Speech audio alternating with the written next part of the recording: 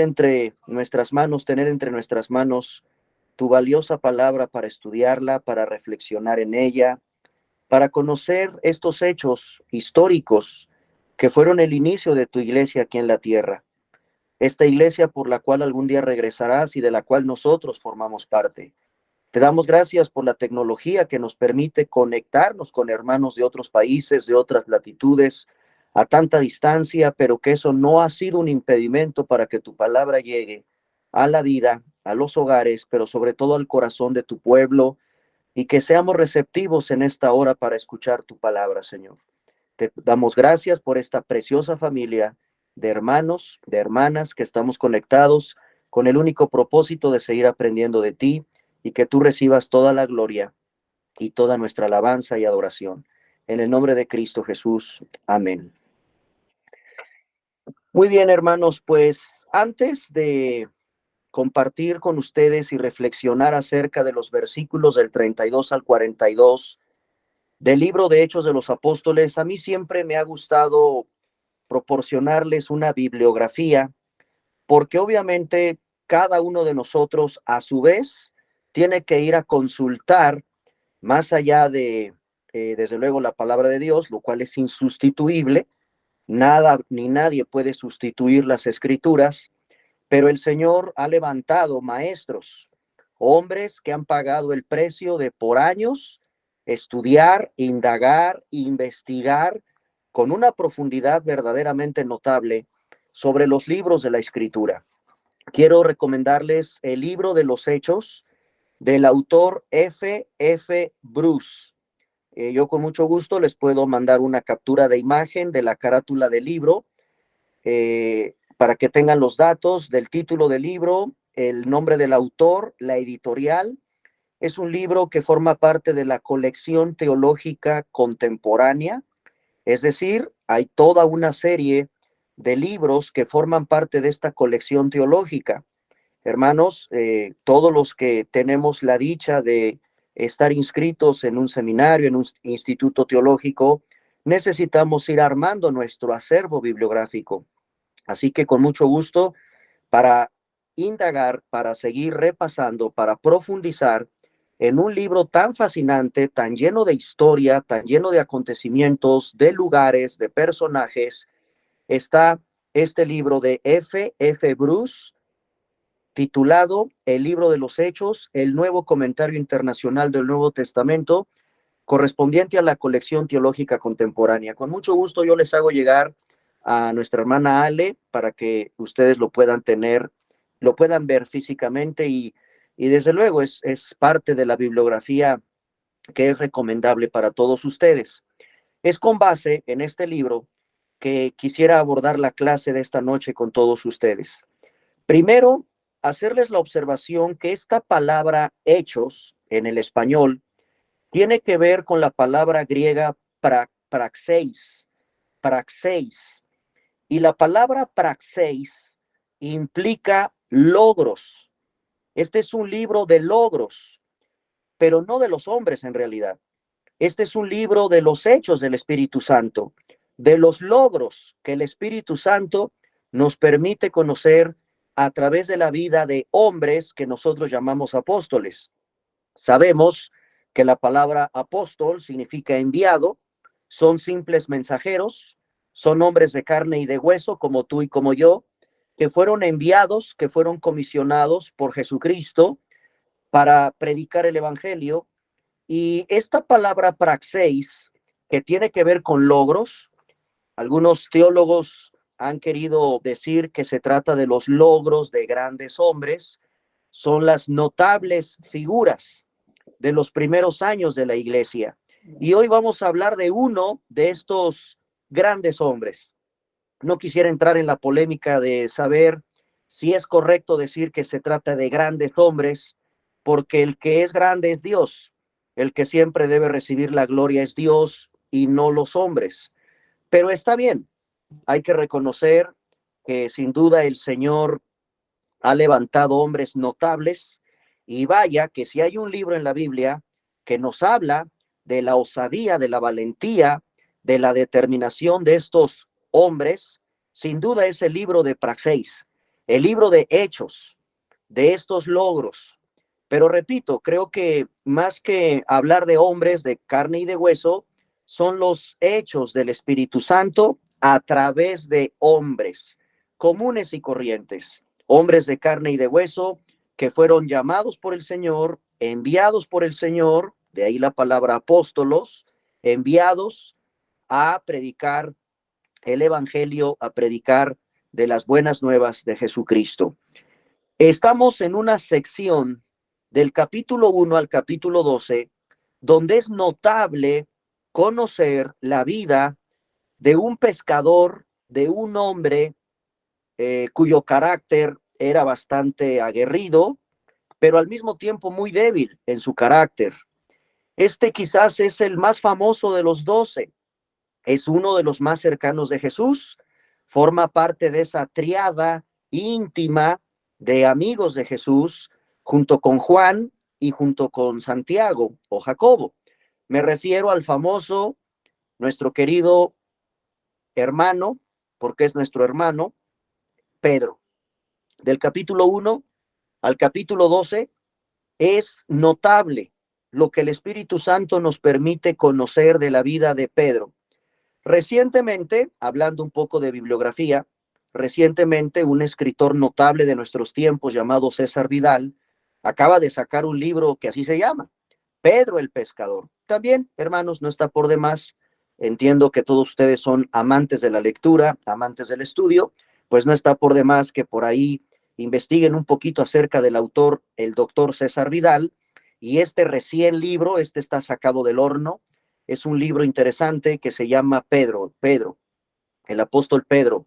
No tengo exactamente el título del libro porque sí es bastante nuevo, pero si en algo les puede servir también, si a alguien le interesa indagar acerca de la vida de este ex pescador de pescados, vaya la redundancia, y que se convirtió en un pescador de hombres, pues es interesante conocer la vida del apóstol Pedro.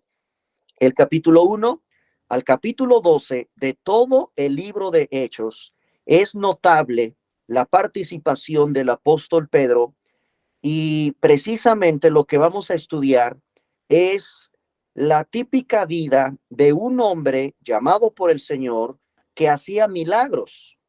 Esto es interesante, lo vamos a platicar ahorita en unos minutos, de ver que una de las características muy notables de estos hombres eran hombres usados por el Señor para sanar enfermos, para tener experiencias milagrosas como las tuvo Pedro, de salir de la cárcel de una forma extraordinaria.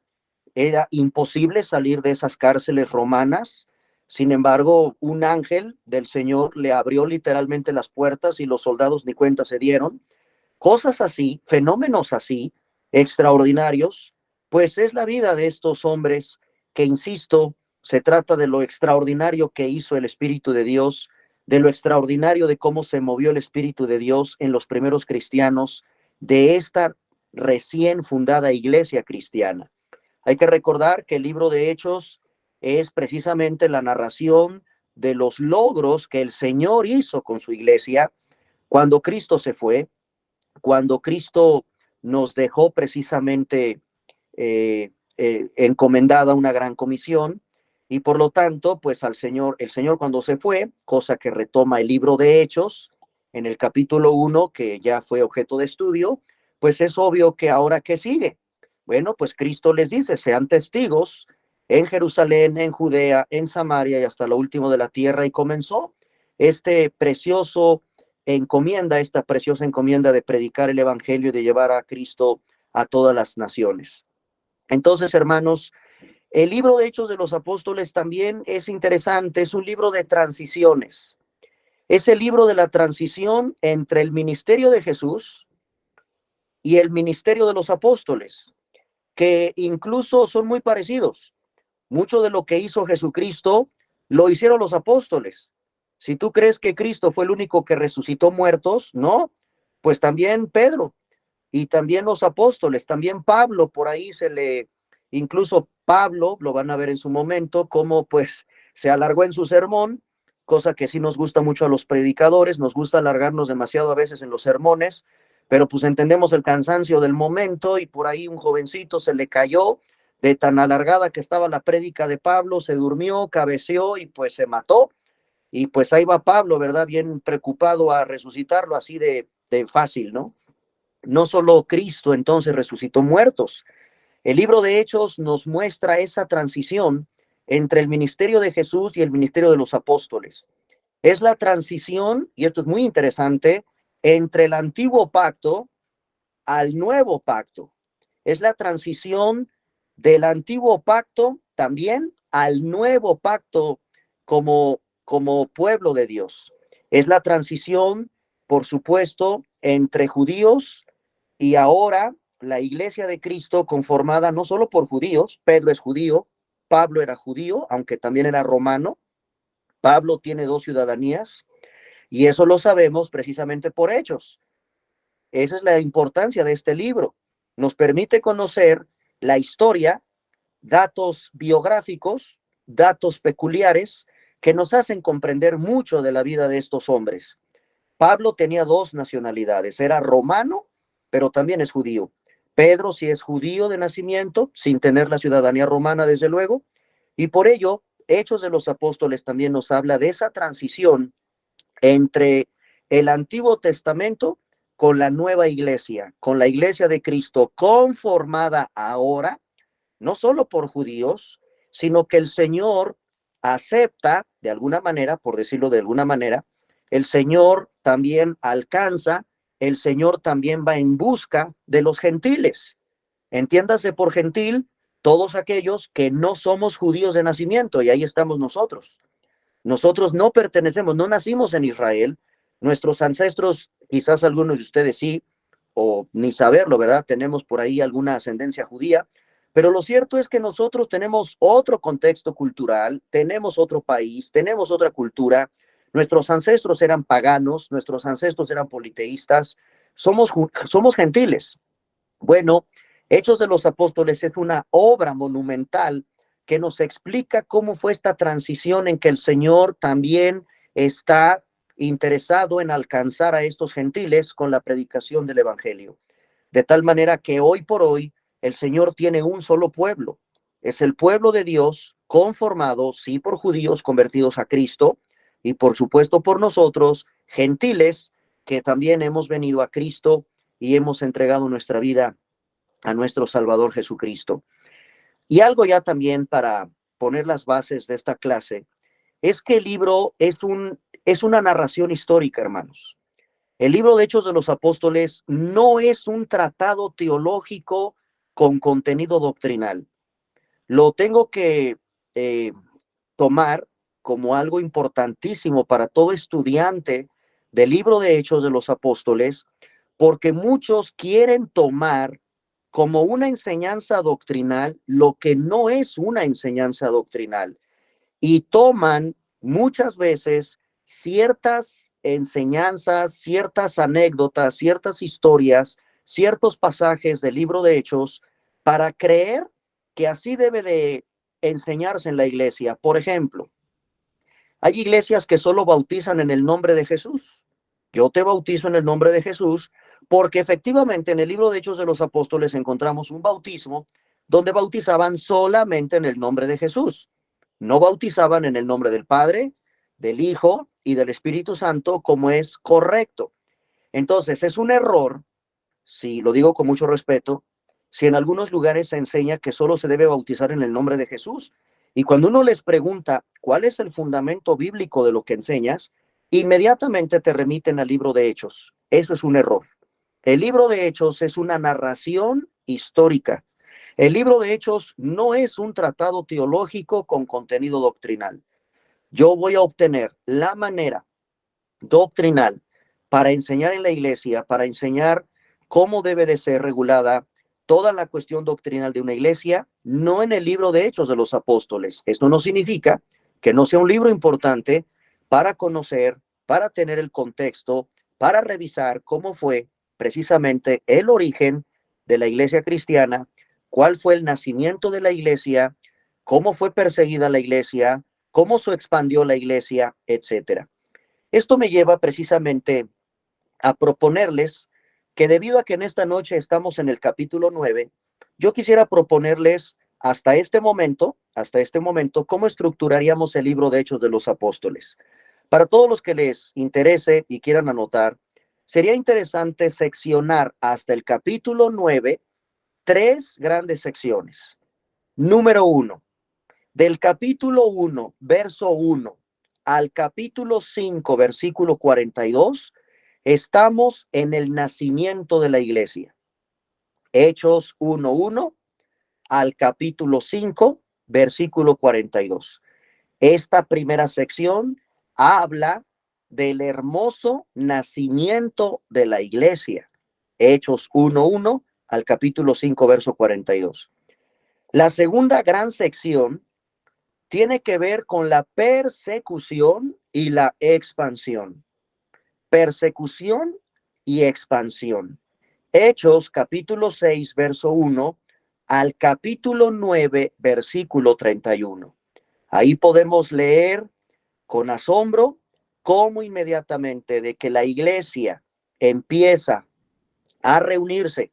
La iglesia no es un templo, la iglesia no es un edificio, la iglesia es un grupo de personas convertidos a Cristo, redimidos, que se reunían en casas, que partían el pan juntos con alegría y sencillez de corazón, que estudiaban la doctrina, conocían el Antiguo Testamento desde luego, iban a las Escrituras y tenían en común todas las cosas. Así comenzó la iglesia. Entonces, el capítulo 6, versículo 1, hasta el capítulo 9, versículo 31, estamos con la persecución y la expansión de la iglesia. Y es increíble que, repito, en cuanto la iglesia es establecida en la tierra, pues viene una persecución. Es una persecución brutal, es una persecución a muerte. ¿Y quién está detrás de la persecución? Y este es un tema muy, muy apasionante, porque pareciera que Dios no está. Por fin, pues primero el Señor establece su iglesia y de inmediato Dios, pues claro, Dios permite la persecución y Dios permite la expansión. Yo les hago una observación. Si tú lees los primeros capítulos del libro de Hechos, vas a encontrar que Cristo les dijo que se quedaran en Jerusalén. No se vayan, esperen la promesa del Padre. Esas fueron las indicaciones de Cristo. Muy bien. Sin embargo, pasaron los días, pasaron los meses, quizás pasaron algunos cuantos años y la iglesia efectivamente no estaba saliendo a predicar el evangelio. ¿Qué fue lo que Dios usa y permite? Y esto es un misterio. Esto es algo tremendo porque nadie puede negar que perseguir cristianos es malo. Nadie puede negar que matar cristianos es malo. Sin embargo, detrás de esta persecución voraz se encuentra Dios. Si Dios no hubiera permitido esa persecución, no podríamos entender la historia de esta noche, a donde vemos a nuestro querido apóstol Pedro predicando el evangelio fuera de Jerusalén, en la Judea occidental de aquella época, en dos regiones.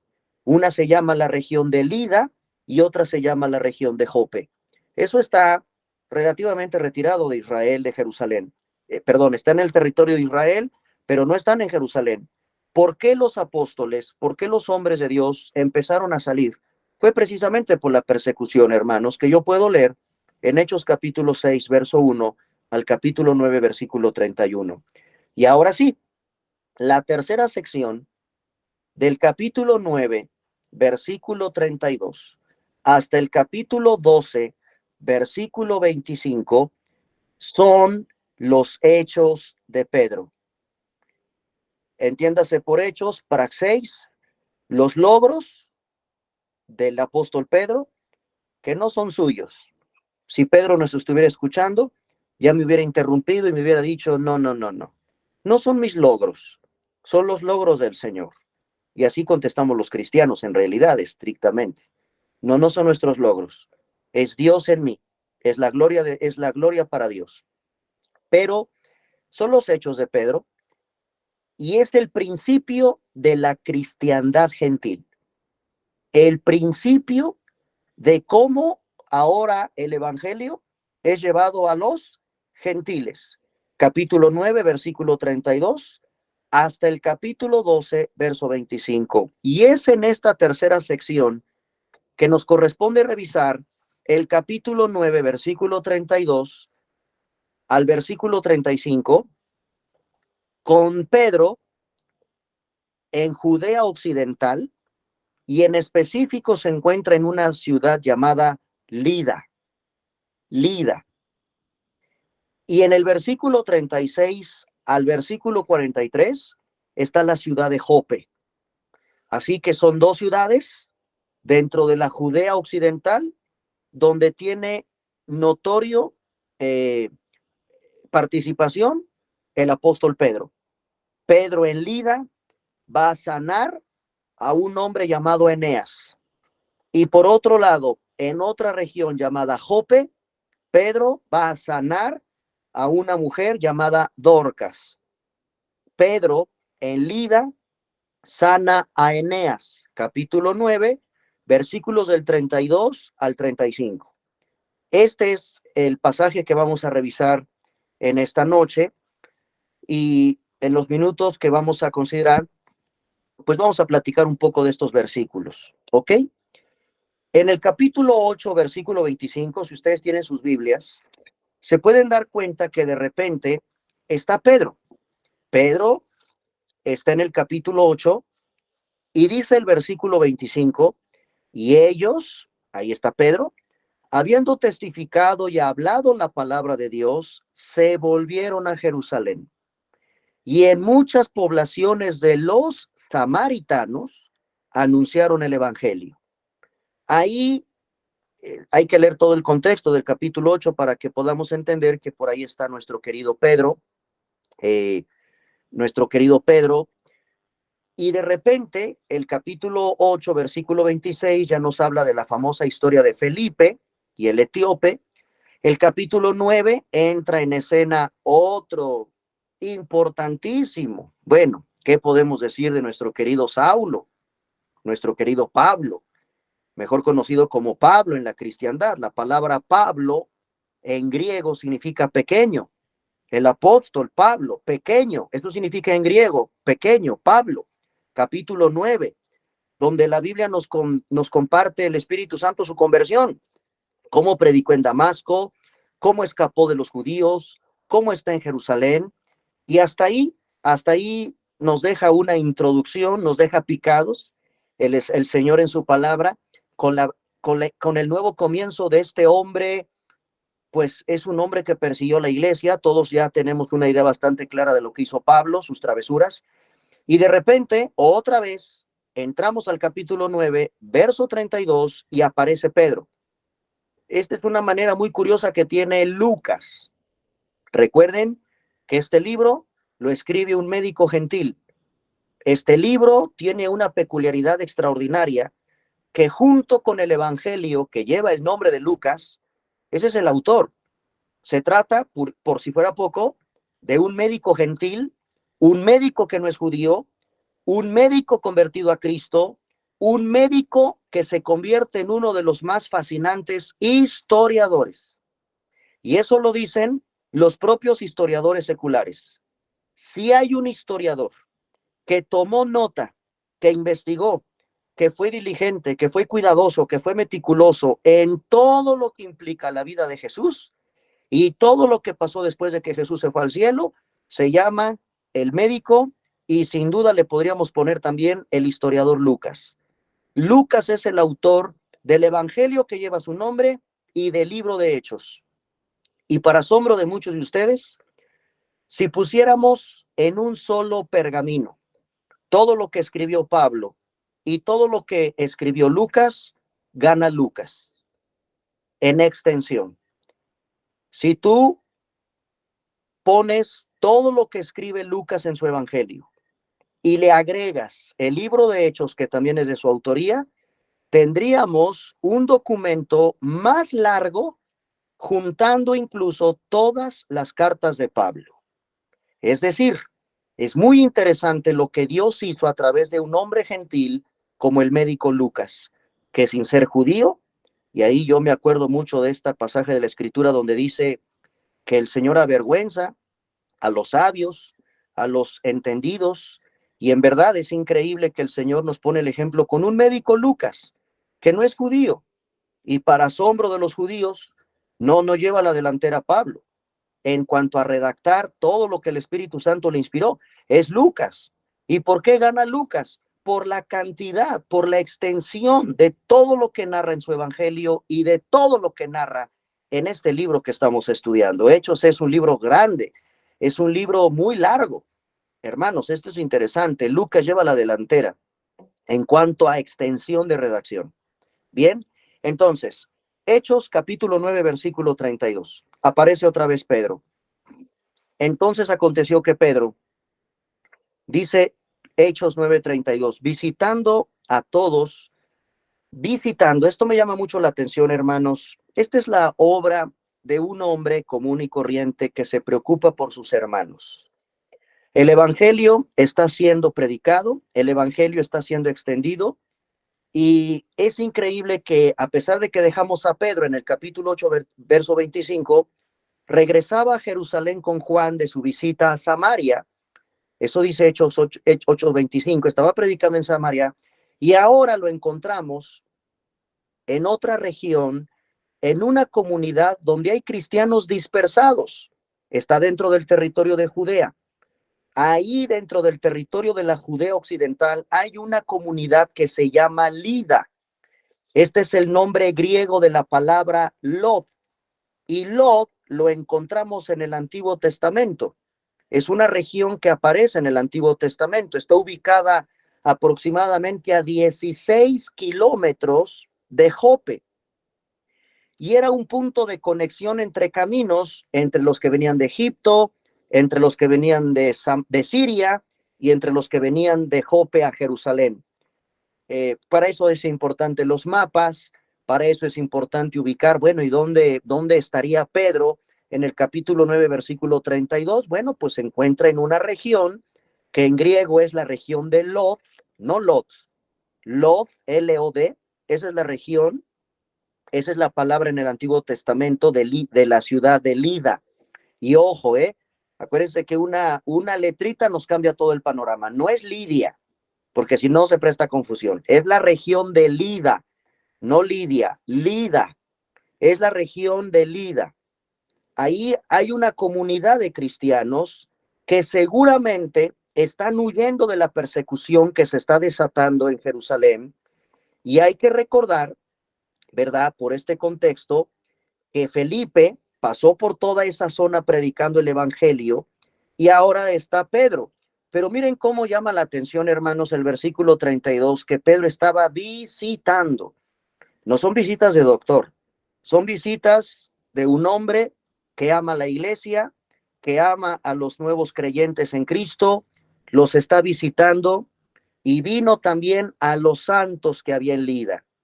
Qué hermosa manera en que en el libro de la historia de la iglesia Dios nos llama. ¿Cómo le llama Dios a los que forma su pueblo? Santos, los santos, a esos santos que habitaban en la región de Lida. En esta noche estoy seguro estamos conectados, los santos de Dios. Ese es el término que el Señor emplea en su palabra de una forma asombrosa para hablar de sus hijos, para hablar de aquellos que estamos en Cristo. ¿Ok? Dice la palabra de Dios que en el versículo 33, había allí, en esa región de Lida, un hombre, una persona que se llama Eneas. Y nuestro personaje del versículo 33, que no tenemos más información, y esto es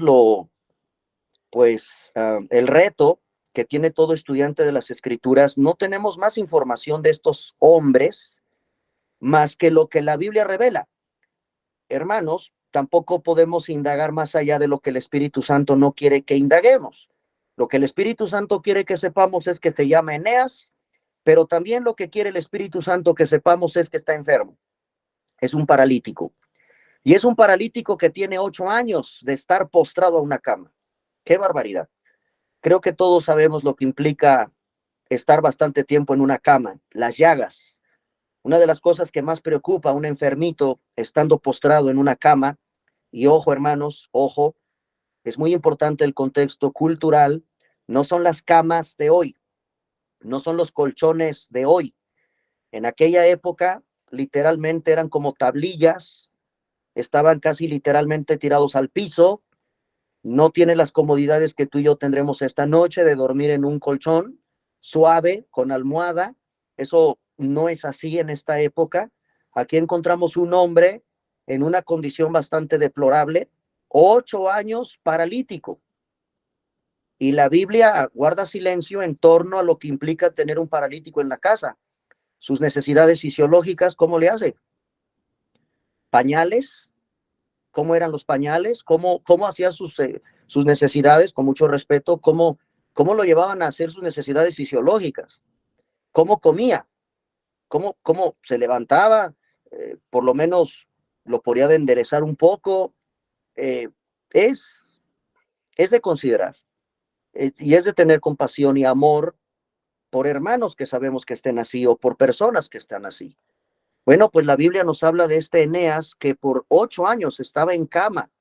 No es la cama que nosotros tenemos, es otro contexto, es otra manera en que se recostaban ahí. Era paralítico. Y la Biblia nos dice que posiblemente, aunque la Biblia no lo dice, pero ¿por qué Pedro lo fue a ver? Seguramente, hermanos, este paralítico es nuestro hermano. Se trata de un cristiano recién convertido, como todo el contexto de la historia cristiana de esta época, un hombre a quien Pedro visita, seguramente era miembro, era parte de ese grupo local. Esa es la importancia de la iglesia. Tú debes de formar parte de una iglesia local y, y vamos a ver a continuación algo que nos va a ser muy familiar, porque cuando Pedro lo va a visitar a Eneas, le dice algo: Jesucristo te sana, levántate y haz tu cama. Aquí hay que aclarar algunos puntos importantes. Primero, le da una orden: Jesucristo te sana. Y además, las palabras haz tu cama, no vayan a pensar que le está diciendo, bueno, ahora levántate y por favor dobla las sábanas, acomoda las tablitas de la camilla donde estás. Se hagan de cuenta que eran como camillas en tablitas en el piso, con unas pocas telas ahí. No, en realidad, ¿saben qué le está diciendo? Levántate y pon la mesa. Eso le está diciendo en realidad, porque no podríamos entender el contexto como nosotros lo estamos entendiendo, hermanos. Si yo les digo a ustedes, hermano, levántate y haga su cama, o eso se lo dices a tus chamacos, pues es obvio que les estás diciendo, tiende tu cama, pero no, aquí no es ese contexto histórico, no es esa manera. Aquí lo que le está diciendo Pedro es, levántate y me voy a quedar, nos vamos a quedar aquí porque Dios te va a sanar, Cristo te va a sanar, y por favor, prepárate algo para comer. Eso sería la traducción correcta para nuestros tiempos y entender qué es lo que le está diciendo Pedro, ¿sí? Levántate y pon la mesa, prepárate algo para comer. Esto es interesante porque, pues es obvio de hazte la cama. Si Eneas, pónganse a pensar, hermanos, si Eneas ya estaba en su casa, pues claro, está postrado, ¿a dónde quieren que esté? No creo que esté muy divertido, ¿verdad? En un parque, o no creo que esté muy divertido postrado ahí por 8 años, pues está en su casa. Hay que recordar que Pedro está visitando a todos los santos y por ende fue a la casa de Eneas. Hermanos, es probable, si Eneas ya estaba en su casa, no se le hubiera podido decir que enrollara el colchón o las sábanas y volviera a su casa, como sí lo hizo en Marcos capítulo 2, verso 9, Cristo. Vean los detalles. Hay casos en que Jesús sí le dice, levántate, toma tu lecho y vete a tu casa. Este no es el caso. Eneas ya está en casa, ahí está postrado. En Hechos vemos algo diferente en cuanto a la instrucción que Cristo hacía con un paralítico. ¿Qué es lo que le decía Cristo a los paralíticos? Marcos 2:9, pueden revisarlo después. O en su paralelo, Juan capítulo 5, versículo 8. Así que más bien, si Pedro le está diciendo, ¿sabes una cosa, Eneas? Jesucristo te está sanando, levántate, y ya que te levantes, pues vamos a hacer iglesia. Sigamos siendo iglesia, partamos pan, comamos juntos y participemos de las bendiciones del Señor. En el versículo 35, obviamente, esta noticia, este milagro de haber sanado al paralítico Eneas por 8 años, dice el versículo 35, y le vieron todos los que habitaban en Lida y en la región de Sarón, los cuales, y esto es muy importante, hermanos, para entender por qué hoy, y es una pregunta que la suelto ahorita al aire en la clase, ¿por qué hoy? Pues si yo voy a un hospital, yo soy cristiano, soy pastor, o tú eres hermana en Cristo, o tú, mi hermano que me escuchas, ¿por qué no vas corriendo ahorita a un hospital? Búscate el primer paralítico que te diga el médico y dile, Jesucristo te sana. Bueno, tú eres cristiana, tienes al Espíritu Santo, tienes al Espíritu de Pedro, tienes al mismo Espíritu de Pablo. ¿Por qué no sales corriendo, corriendo, corriendo? Ve a buscar a los paralíticos y velos a levantar. Hermanos, algo muy importante que la iglesia de hoy debe de entender es precisamente lo que ahí, entre líneas, el Espíritu Santo nos quiere hacer énfasis. Hay que recordar que todo esto es los hechos de Pedro hacia la cristiandad gentil. Los gentiles necesitaban entender que la predicación de Pedro va acompañada de hechos, va acompañada de milagros, va acompañada de muchos portentos impresionantes. Hoy el Señor actúa de manera diferente. No me quiero meter también a estas corrientes muy interesantes de estudiar sobre el cesacionismo y el continuismo. ¿Sigue vigente que el Señor haga milagros como Pedro? ¿Puede alguno de ustedes, hermanos, orar por un paralítico y sanarlo en el nombre de Jesús y el paralítico se va a levantar? ¿Hay alguno de ustedes que pueda levantar la mano virtual y decirme, yo tengo ese don de milagros, yo puedo levantar paralíticos? Hermanos, la pregunta obligada, ¿por qué Pedro, que ahora nosotros no? O yo no dudo, por ahí el Señor sigue levantando paralíticos, sí, claro que sí. Pero ¿cuál es el énfasis que nos quiere decir aquí la Biblia? Se convirtieron al Señor. En esta época, con tanta influencia gentil, pagana, donde la predicación del Evangelio, hermanos, tiene que ir acompañada necesariamente de señales. Y una manera que el Señor permite en su soberanía, porque es Dios, no es Pedro, no es Pedro milagroso. Y aunque sea la sombra, como lo vamos a revisar en Hechos, ustedes van a ver que hay pasajes donde dice la sombra, con tan solo la sombra se sanaban. Es Dios que está avalando la predicación de estos hombres con muchas señales, para que ese pueblo logre entender que estos no son unos charlatanes. Hoy lamentablemente es al revés. Hoy entre más charlatanes vemos que es pura tontería. No están predicando el evangelio, están haciendo un mercado, están haciendo un circo con estas supuestas milagros y sanidades. Hoy es al revés. Y pareciera que la iglesia no entiende eso, que en esta época el Señor hacía esta clase de señales tan impresionantes debido al contexto de que se trata del comienzo de la cristiandad gentil. Y esto es muy importante. Nunca habían conocido de Cristo, nunca habían conocido el Evangelio. Ellos tienen otro contexto completamente diferente por toda la influencia griega, romana, pagana que había en ese momento. Y por favor, ¿cómo que predicándome de un Cristo crucificado? ¡Qué barbaridad! Las crucifixiones era lo más horripilante. ¿Un crucificado es mi Salvador? ¿Ese es Dios? Sí. ¿Cómo puedes demostrarme eso? Jesucristo te sana. Levántate y anda, etcétera. ¿Cuál es la razón de eso? Viéndolo, todos los que habitaban en Lida, dice el versículo 35, y en Sarón, se convierten al Señor. Era impactante, que seguramente sí, ver levantar a un hombre que por 8 años está postrado a ese catre, no es la cama, es un catre, es casi en el piso, tablillas, una especie de camilla, con pocas sábanas por ahí, pobres hombres, yo creo que estaba todo llagado de la espalda ese hombre. Sí se entiende, hermanos. Esto es interesante que lo entendamos porque esto es lo que Dios hacía precisamente como una señal de que lo que predica Pedro, predica Pablo, predican estos hombres, va acompañada necesariamente de portentosos milagros. No son charlatanes. Y sabemos que por ahí alguien quiso comprar eso. Alguien se acercó precisamente a Pedro y le dijo, yo quiero eso y dame dinero. ¿Cuánto cuesta hacer eso? No, no, no. Pedro se enoja y le dice a ese Simón el mago, perezca, tu dinero perezca contigo. Tú quieres comprar lo que Dios da como milagros. ¿Se acuerdan? Muy bien. Ahora, en el capítulo 9, versículo 36, otro milagro. otro milagro. Ahora, de la región de Lida, nos vamos a otra región llamada Jope. En el capítulo 9, versículo 33, había entonces en Jope, y ahora miren también el énfasis ahí, ya hay discípulos. Y se trata de una mujer. Ahora de Eneas, que es un varón, ya no nos dice la Biblia nada, ya no nos dice, pues, qué pasó cuando Eneas se levantó, porque se levantó, y de inmediato estoy seguro fue por pan, y fue por vino, y fue por comida, o los hermanos hicieron la cooperacha, como es muy común entre nosotros los cristianos, ¿verdad? Yo te llevo esto, hermano, no te preocupes, a ver, ¿qué hay que llevar al convivio? Ahí vamos todos a cooperar, a formar parte de la iglesia hermosa del Señor. Ya no nos dice nada qué pasó la Biblia, pero seguramente fue una tarde o mañana, noche, no sé, hermosísima, en casa de Eneas.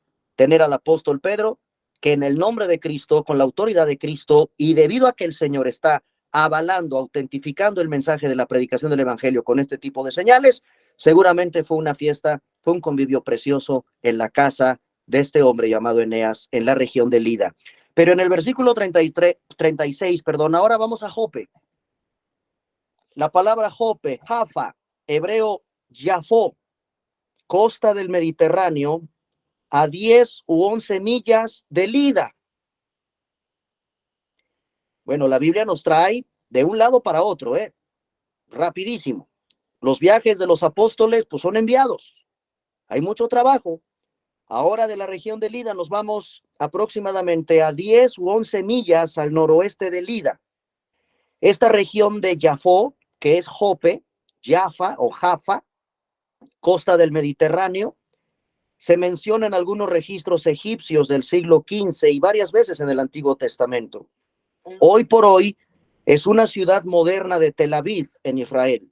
Ahora que está otra vez de moda, lamentablemente por los acontecimientos terroristas que se están viviendo allá, es una ciudad moderna. Hoy, la ciudad de Jope, hoy existe todavía esa región en las ciudades de Tel Aviv, en la región de Tel Aviv, en Israel. Ahí en Jope, ahora el Señor quiere que conozcamos a una hermosísima mujer. Y me encanta que la Biblia dice que es discípula. Hermanos, este es un sello distintivo de todo cristiano, el discipulado.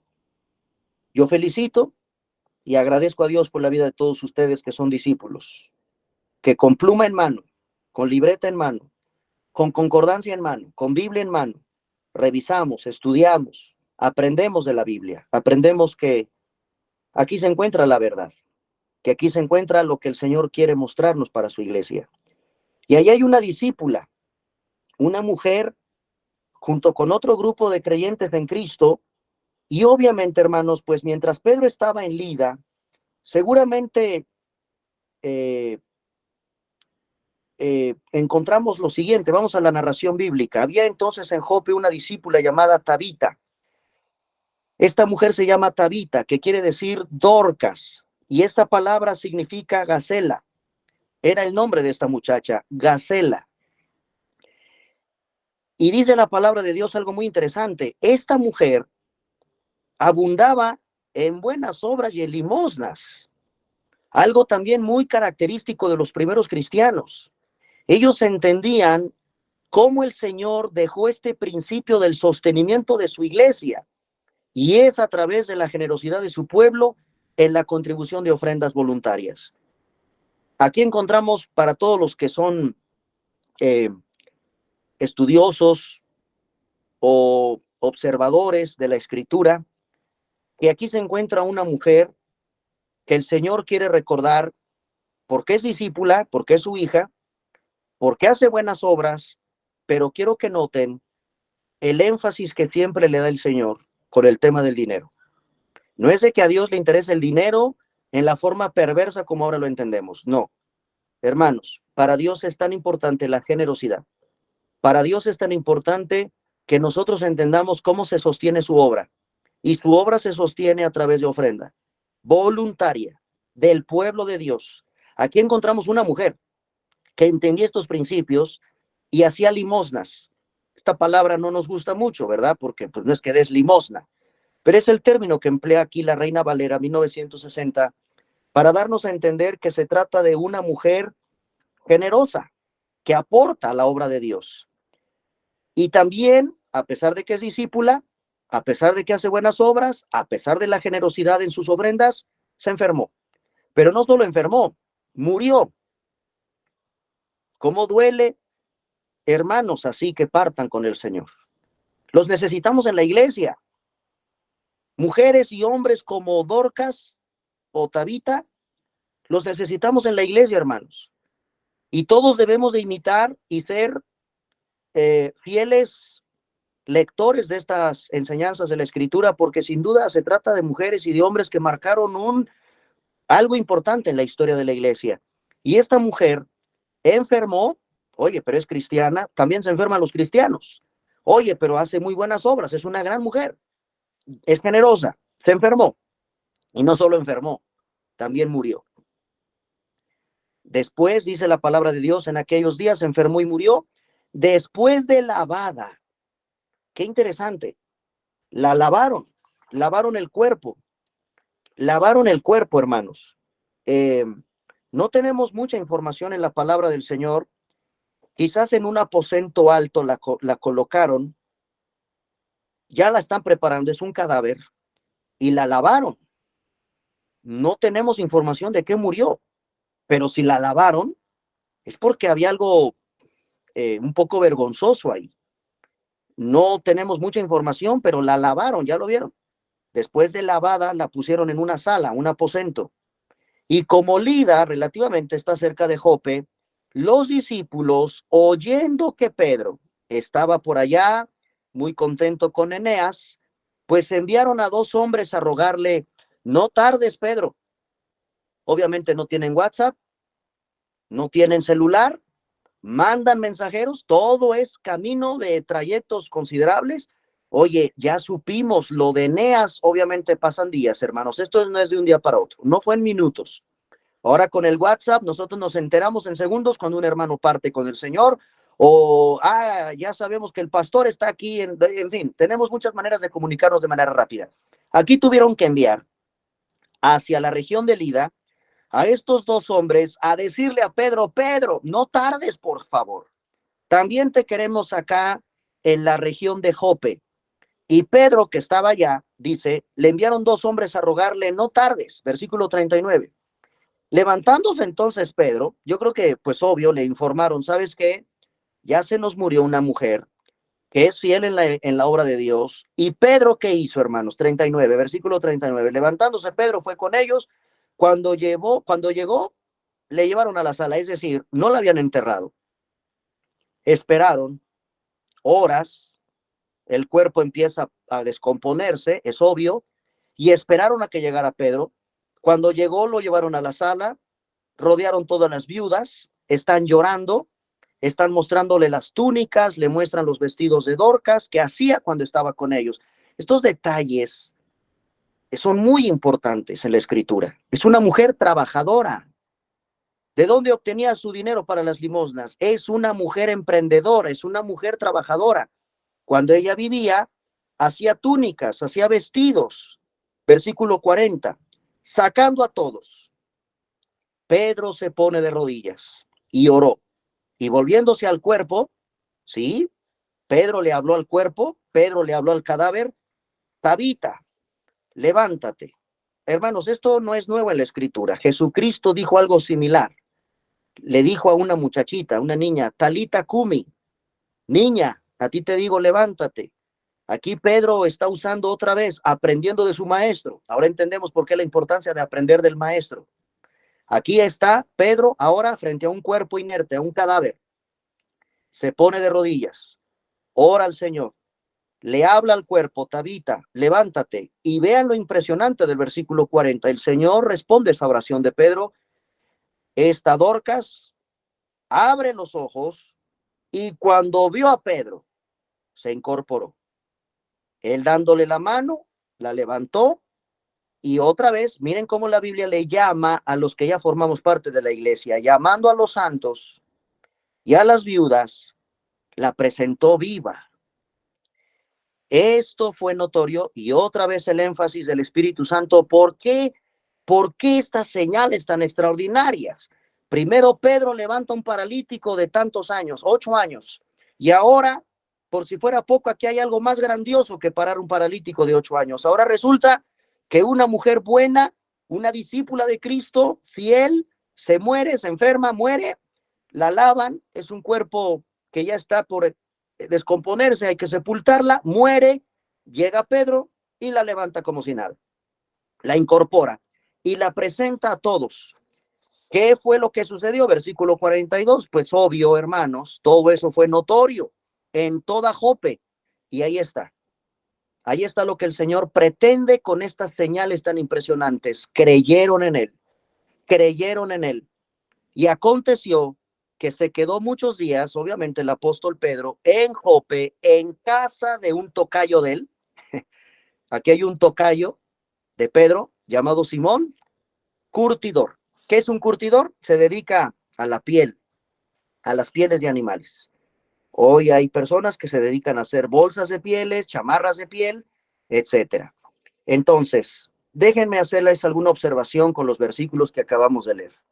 En el versículo 39, Pedro vino a Jope, 2 mensajeros, llega a la habitación, ahí se encuentra el cuerpo acostado de Dorcas, después de ser lavado, y hay que entender que esto es parte, no sabemos qué enfermedad es, pero los judíos tienen por costumbre lavar los cuerpos, lavar el cuerpo. Es lavado el cuerpo conforme a la costumbre judía de purificación de los muertos. No sé cuántos de ustedes sepan que los judíos no son enterrados en ataúdes. Al judío pueden tenerlo en una caja, que por cierto es de madera, y cuando muere un judío o una judía, se hace un ritual de purificación. Solo los judíos, mujeres u hombres, dependiendo del cuerpo, entran, tocan el cadáver, lo lavan, lo envuelven en sábanas, lo meten a un ataúd de madera provisional, pero cuando lo llevan al cementerio judío, lo sacan del féretro y lo vuelven a llevar a la tierra, solo envuelto en sábanas. No ponen flores, no ponen estrellas de David, no tiene lo que nosotros hacemos, hermanos. No ponen cruces, no ponen flores, no ponen velas, etcétera. Es otra costumbre, es otra tradición. Que miren desde cuántos años viene. Lavaron el cuerpo de Dorcas conforme a la purificación de los muertos. Ahí estaban las viudas, dice la Biblia, versículo 39. ¿Y quiénes son esas viudas? Pues seguramente las que muestran caridad, están mostrando duelo, ¿sí? Y pues son mujeres que conocían a Dorcas. Versículos del 40 al 42, Pedro las envía junto con el resto de los dolientes fuera de la habitación. Eso hacía Jesús, ¿se acuerdan? Sacaba a todos, sacaba a Jesús a todos, solo precisamente, y ahora entendemos por qué se quedaba Pedro. Cuando Cristo sacaba a todos, le decía solo Pedro, Jacobo, Juan, se quedan. Ahora entendemos. Aquí está Pedro aplicando lo que su maestro le enseñó, porque Pedro vio cómo resucitó muertos. Pedro vio cómo Jesús sanaba enfermos. Ahora Pedro, Dios lo encomienda como apóstol, como enviado en la fundación de la iglesia a hacer lo mismo. Tienes que hacer lo mismo y lo aprendió de su maestro. Sacó a todos antes de resucitar a la hija de Jairo. Cristo lo hizo.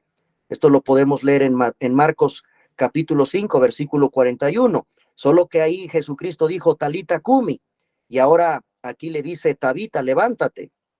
Ella abre los ojos, se sentó, Pedro la levanta sobre sus pies y la presenta viva a todos los amigos, a todos los que están ahí en la casa. Así que son bastantes al estilo de una descripción médica lo que está diciendo la Biblia con respecto a la sanidad de esta mujer. Levántate, ponte sobre tu pie, y vaya que muchos otros habitantes de Jope se unieron inevitablemente en seguidores de Jesucristo. ¿Por qué? Por el poder tan maravilloso. La predicación del evangelio va acompañada de estos actos de sanidad y de restauración que el Señor está haciendo en su iglesia con miras hacia los gentiles, hacia los gentiles. El versículo 43, ya para terminar, Pedro se queda en Jope por un tiempo considerable. ¿Quién es el anfitrión ahora? Aparece otro personaje llamado Simón el Curtidor, que seguramente vivía al lado del mar, utiliza agua de mar para su trabajo al ser un curtidor. No nos sorprendería que viviera un poco alejado de la ciudad. ¿Por qué? Porque pues hay un cierto grado de impureza por el trabajo de ser un curtidor. ¿Por qué, hermanos? Pues porque esto es confeccionar con pieles de animales muertos. ¿Y se acuerdan que la ley judía dice que no toques ni siquiera el cuerpo de un animal muerto? Bueno, pues aquí encontramos a un hombre, Dios no se equivoca, que ahora Pedro lo va a ir a visitar y le va a predicar de Cristo. Y por lo tanto, lo que Dios purifica, lo que Dios santifica, ya no lo llames tú impuro. Sigue con tu chamba, sigue siendo curtidor de pieles.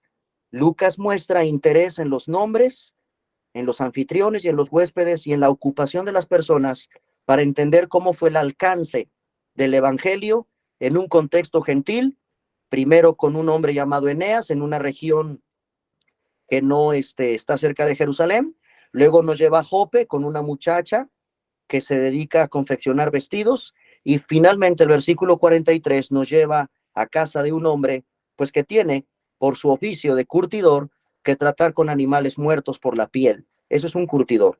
Eso implica un curtidor, hermanos. Pedro rompió la barrera cultural al quedarse con un curtidor. Eso no lo podía hacer un judío. Esto era una ocupación menospreciable, dice la Biblia de Estudio MacArthur, porque implicaba el contacto físico con la piel de animales muertos. ¿Qué hace Pedro? Lo que el Señor le pide. Ve y predica mi palabra a los gentiles. Pero ese mensaje va respaldado por señales tan asombrosas como es la resurrección de Eneas y es la resurrección de Dorcas. Esto es lo que me correspondió revisar con ustedes en esta noche, hermanos. Quedo a sus órdenes y por supuesto, Ale, gracias por la invitación de platicar con nuestros hermanos acerca de estos dos acontecimientos.